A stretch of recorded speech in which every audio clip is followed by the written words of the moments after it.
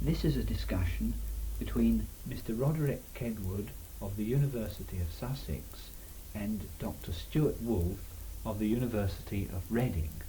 Our topic is the nature of fascism. Mr. Kedward, should a historian try to define fascism? Is it useful to the historian to have a definition? Well, you could start by saying that most fascists in the end did try to define their own movement. Definitions did in fact proliferate during the interwar period. You had a definition attempted definition in Mussolini's social doctrine of fascism, political and social doctrine of fascism. Codrianu attempted a definition of his own movement. And you will find that most directors of the movement attempted to rationalize the position which they were adopting in politics and in society and in ideas. But the problem for the historian is whether any one definition does justice to the vast complexity of the fascist movements throughout Europe, and in fact outside Europe, whether any one definition can possibly capture the changes in fascisms themselves as they developed from very early opposition movements through to positions of power such as Nazism and Italian fascism in fact achieved. I think there is a difficulty here, obviously, in definitions of such a large term as fascism, rather like other large terms such as liberalism, reactionary, particularly words which have been picked up in the political context nowadays and which tend to be bandied around in an extremely loose manner. Any definition, working definition start for the historian, must indeed attempt to define the period and certain of the main themes within what has tended to be described as fascism between the two wars. And already I've given part of a definition by defining it as something which basically is a phenomenon of the interwar period. Extending in, of course, to the Second World War when it met its sort of nemesis, perhaps. So up till 45, certainly, I would agree with that. The problem, therefore, is of describing fascism in this historical setting, of saying why it arose, what features it had, perhaps emphasizing the fact that there were so many different fascisms that we might find ourselves losing sight of the overall generic term altogether. But we could come back to that at the end of the discussion, I think, to see if historical analysis prepares the way for a definition, rather than starting with one. Well, let's have a go at origins as a way of describing, analysing what fascism was all about. We could perhaps start with a general European context, a general European origin. And what I would offer here is that by 1918, there seemed to be, right across the board in Europe, a growing disillusionment, not only with the ancien regime of feudal Europe such as it existed in the 18th century and was perpetuated in certain countries in the 19th, but also with its successor, with liberal democratic Europe, with bourgeois capitalist Europe. There seemed to be a growing acceptance of some kind of socialism, let's put it with a small s, some need to bring the community together to get some kind of fraternity. But the problem was, what kind of socialism? Did one want class or Marxist socialism? Or perhaps the other alternative, which one might say national socialism. And it seems to me that this is one of the important backgrounds to the developments of fascism as a national socialist movement. I'd accept this in part. I think the main difficulty here, of course, is that these types of ideas were circulating around most of Europe, certainly Western and Central Europe, in the decades from, say, the 1890s. It is very difficult to conceive that they would have led to anything organized, as fascism was between the wars, without the intervention of the First World War. Now, this in itself, of course, may merely be accentuating the national element of a search for socialism. What I find more difficult to accept is that it was necessarily a search for some form of socialism with a small s. If one turns away from the major fascist countries, Italy and Germany, to Central or Eastern Europe, frequently one comes across fascist movements which were going back to something far earlier than socialism, yes, I agree with that. to a primeval type of community, which was above all pre-industrial. Yes. And another way of approaching fascism in this sense, of trying to describe its origins, would be to start from the level of economic and political social structure in the country, the degree of industrialization, hence the presence or lack of presence of an organized proletariat and of the sort of discussions which went with the proletariat in terms of class struggle. But it does seem to be important that if you look at the leaders, Hitler, Mussolini, Georges Valois in France, Doriot more importantly in France, Mosley in England, all these were socialists originally, or form of socialists. I mean, Hitler couldn't be called a socialist, but he joined a German workers' party which had socialism in a kind of nationalist sense. And all these were not only socialist or working class, people with a working class ideology, but they were disillusioned socialists. They were anti-Marxist, or they became anti-Marxist. They were looking for a new form of socialism which would bring classes together instead of separating them, of creating some kind of corporatism rather than some kind of proletariat dictatorship or whatever. There were others, though, other leaders who may not have become the leaders of their parties, but who were undoubtedly leading figures within the parties, who didn't have this socialist background and indeed had always been permanently anti-socialist, such as, for example, Federzoni in Italy, or I would think Codreanu in Romania, or the various figures one knows so little about of the fascist leaders in countries like Poland, Hungary, who certainly had very little to do with socialism, if for no other reason because there was very little discussion of socialism or any socialist movement in existence in these countries. Could we try another European origin? And this seems to me to lie in the realm of ideas. And this is that violence, aggression, activism had become in fact a method of organizing society, a method of organizing institutions, of bringing together people for political reasons. Violence had become, in the words of Georges Sorel, an activating myth, something which in fact would promote historical change. It shouldn't be seen as a kind of unfortunate occurrence, but something very much to be promoted. And that fascists all over Europe seized on the notion of violence as being charismatic, as being something cataclysmic, something dynamic. And this, in the history of ideas, is an important European origin.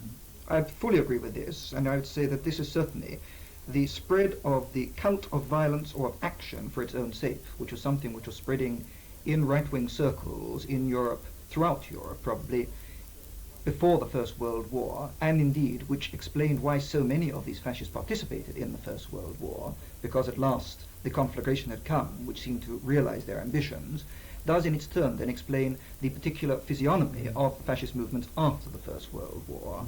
I remember Himmler's intense disappointment that he hadn't actually fought in the First World War, that it was his brother who'd done it, and he felt a great sense of having missed out on some of the preconditions of his own movement. But perhaps we could sort of go into perhaps the more national origins. Would you agree that nationalism in various countries was in fact the most vital precondition for the growth of fascism throughout Europe? Yes, I can't see that you can in fact talk about the possibility of a fascist movement ever arising or growing in strength without thinking in terms of nationalism. This seems to me a fundamental characteristic, but having stated nationalism, it isn't enough. Clearly there was much more to it, even though some of the other attitudes of fascists tended to be equated by them through their nationalist spirit. For instance, though some of them, as you said, were of socialist origin, and at the very first wave of any fascist movement, one does find a substantial proportion coming from socialist origins, these were very much National Socialist and hence anti-Bolshevik, because of the threat, the internationalism of Bolshevism and its threat to what was regarded as the prime cause of the nation. It might be worth saying perhaps that nationalism, as we're talking about it, was on the whole, in most countries, a fairly conservative phenomenon. It tended to be identified very often with conservative political forces. Certainly this is true in France with the Action Française. It's true as it developed in Germany with Hugenberg's Nationalist Party. And I suppose it could be almost said to be true in England, where nationalism was identified very much with a conservative empire right wing, which in fact Mosley picked up when he talked about the BOF being in fact the final achievement of British imperialism. So in some ways it wasn't, nationalism had to be moved away from, didn't it? One started there, but one gave it something much more dynamic, gave it something much more socialistic. Yes, certainly. I think at first, at any rate, there was of course constant friction between the old type nationalists and the new type fascist in almost any movement. because, of course, so many of the new type fascists had come from socialist origins, and this indeed explained the terrible contradictions within any fascist movement in its early stages, which was something which so bewildered all observers at the time, and has led it to great difficulties in defining fascism as being of right or left since then. Yes.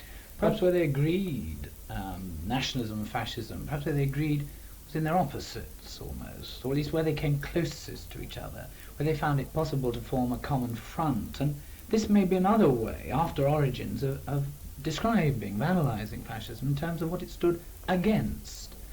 And perhaps one could list, first of all, some of these political movements which it actually opposed. Against internationalism, obviously, and hence against Bolshevism. It was against class struggle, because class struggle could only weaken the nation. Though not against struggle, this is the interesting thing. It was against the specific kind of class struggle which Marx propounded. And but it's very much in favour of some kind of dialectical struggle for survival. Oh, certainly, and indeed goes back very interestingly, of course, in a crude way to Darwin and above all Spencer, yes, transferring this on the international plane in the struggle of the fittest nation. But it could be argued that their major scorn was reserved for 19th century liberal democracy. So much of, certainly, Mussolini's scorn in the 30s was poured on the liberal democratic regimes. And Codreanu in Romania, I remember, said that the regimes which descended from the French Revolution were dead. They couldn't possibly provide the kind of vigorous, dynamic new nation which he looked for in Romania. I'd agree with this entirely, and it's quite clear if one looks at Nazi Germany, in the Nazi movement, that the same thing was true. The experiences of the Weimar Republic, of course, only seemed to confirm to the Nazis the decadence and undesirability of a bourgeois liberal democratic type of regime. On one final opposition, anti-element in fascism, how far was fascism necessarily anti-Semitic? Well, I think racialist is the word in some ways, because it identified the people who were running all these ideas, all these institutions, all these policies with which it so vehemently disagreed. It said, for example, that the Marxists were Jews, that people running liberal democracy were in fact the high financier and bankers and therefore were Jews as well. So many nationalisms identify the aliens in their society as being responsible for all the decadence, all the division, all the corruption in the nations at the time. In France in the 30s, those responsible for the Stavisky scandal in 1934 were diagnosed as being alien elements. And so, although you haven't got anti-Semitism throughout fascist movements, you've got a tendency to pinpoint the enemies of fascism as in somehow being racial enemies, being different from Italians, different from Romanians, or even different from Englishmen almost. But this can, of course, be a very minor component. In Italy, it was very difficult to identify your minority, except in terms of the Germans living in the areas taken over after Versailles from Austria, in the Alto Adige, South Tyrol. Portugal, again, a great difficulty. But this didn't stop Mussolini taking over a certain amount of anti-Semitism as if it should be part. Only in the very final stage, yes, though. In Portugal, on the other hand, again, very difficult to find the alien within the community, hence a distinctly racialist attitude in terms of the empire and the colonies here. A white attitude, the defense of white civilization. And indeed, interestingly, one of the few carry-through points, of course, from the pre-war period to the right-wing colonialist attitude since the Second World War. Most of these antis, most of these, the identification of fascism in terms of its opposites, really describes the fascist movements out of power, perhaps better or perhaps more conclusively than the fascisms which reached power. I would postulate this difference, that there is a very substantial difference between things like Rex in Belgium, things like the BUF in England, things like Doriot's PPF, or even earlier of Georges Valois' Le Fisco. There's a great difference between these essential pressure group opposition movements with a concentration and emphasis on negative propaganda, of casting your net very widely in order to bring in all possible followers, with the two fascist regimes which came to power, Italy and Germany. Well, in that case, of course, one has to answer the question why it was that only these two, basically, of all the fascist movements did come to power. And that brings us at once onto the two aspects of the conditions in the countries where they emerged and the more positive elements of appeal which they represented as distinguished from the elements of appeal in other fascist movements. Hitler said, we are the result of the distress for which others were responsible, thus admitting, in fact, that, he was very much dependent on events in Germany and the way they were handled between 29 and 33. Yes, economic distress is obviously as important as the political upheaval of the First World War here as a precondition. Yes. On the other hand, there were certain elements of distinct appeal in both Nazism and Italian fascism. They all appealed for law and order. Both these two movements seemed more capable of offering law and order than many other movements in other European countries. Even Rexism, which after all obtained 20% of the vote at one election. It is possible that the idea of corporativism seemed, that is, an idea of grouping people together for collaboration by occupation rather than by class conflict, was something which seemed to guarantee a greater ability to raise productivity, a word which was used very frequently by fascists in the 20s and the early 30s. And it's also the cult of the small man, which certainly seemed to appeal to those who were being hit by inflation, by the rise of the proletariat, by the problems of industrialization and the social structure, the social mobility which derived from this. But it must also surely have been the phenomenal growth of the party as such, which allowed, ignoring the normal limits of law and order, allowed the extending of one's own personal empire. I think, like all new men, they were dependent on the people who appointed them, and so many of these fascists in Italy and Nazis in Germany were new men to politics. They had positions of power which they never dreamt of having at earlier times. There was an elite, for example, in the SS, in the SA. These were elite people. They had enormous amount of power. And they were dependent, and so therefore they played the monolith game. They were subservient. They were cogs in a machine, very much so, I think. But very comfortable cogs, because they could have considerable liberty of maneuver within this machine by the breaking down of the structure, of the previous structure of the state. I think they had to be seen to be in order, seen to be disciplined. Yes, certainly. And so, for example, Hitler produced this enormous film by Riefenstahl, The Triumph of the Will, in which one saw everybody rather like ants moving together in one direction in a codified, coordinated way. Oh, certainly. So that all differences were annihilated in the Einreich, Einvolk, Einführer, which was the great cry of the Congress of 34. And of course, this fitted in very much with the entire ideology of the regimes, the unity of the nation and of the people, of Italy just as much as of Germany. And here, obviously, the very emphasis on hierarchy was something which was enormously important. Hierarchy in itself implied a form of monolithic structure, so that the appearance had to be monolithic. Yes. This didn't stop them, however, of course, looking further afield beyond national boundaries to some idea of a future fascist international, or a European fascism which would dominate all Europe. If I can quote just one example, Mussolini from 32, having earlier said that fascism was not for export, talked about fascism that in 10 years' time Europe will be either fascist or fascistized and will have everything to gain from the fact that a few wholly responsible men will be able to sit around the same table and seek agreement by reciprocal concessions. Of course, this never came anywhere near achievement, partly because some of the fascist movements themselves showed a fairly strong streak of independence, I think. Certainly José Antonio Primo de Rivera in Spain did not wish to be called fascist because the word came from outside Spain, even though he had a portrait of Mussolini on his desk. Yes, but they looked to the new order after the war, even though their definitions of what the new order would be like, were very different. Yeah. Of course, this distinction between fascism out of power and in power is fundamental. It's easier to talk and compare movements out of power because there were so many. There are only two really in power. What was it then that made these movements in power so different from other movements? Well, let's start by saying how they rule. What were the elements which were fundamental to their rule? I think one of the first ones is the relationship between leader and public. This almost ritualistic, religious type of reverence for the leader, seeing him as a charismatic hero, something far above the ordinary man. In Italy, it was the Duce is always right. In Germany, it was Sieg Heil, it was Heil Hitler throughout the streets. This was obviously one feature, enormous element of heroism and hero worship in the leader principle. Yes, this wouldn't have been enough, of course, to keep either leader or either regime in power by itself. It needed to be backed up by a complete restructuring of the state and the creation of a single-party system, abolishing or superimposing, at any rate, this single-party system on the existing structure of the state. And here one moves towards what we tend to call a totalitarian type of state, though of course there are sharp differences between the fascist totalitarian state and the communist totalitarian state, not least in the conscious and explicit hierarchical structure of the fascist one for a hierarchical end.